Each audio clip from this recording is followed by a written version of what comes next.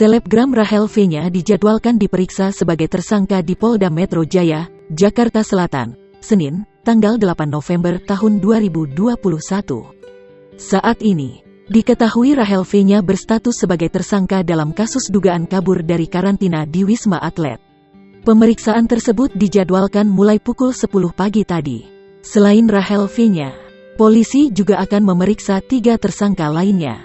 Mereka adalah kekasih Rachel, Salim Nauderer, Maulidah Hairunisa selaku manajer, dan seorang protokol Bandara Soekarno-Hatta.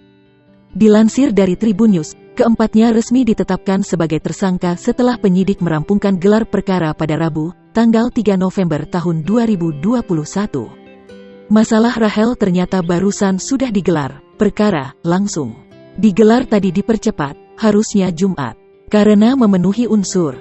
Hasil gelar menentukan 4 orang tersangka, kata Kabid Humas Polda Metro Jaya Kombes Pol Yusri Yunus, Rabu lalu.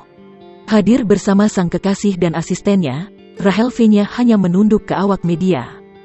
Berbeda dari biasanya, kali ini Rachel V-nya dan Salim tak mengenakan baju yang sama.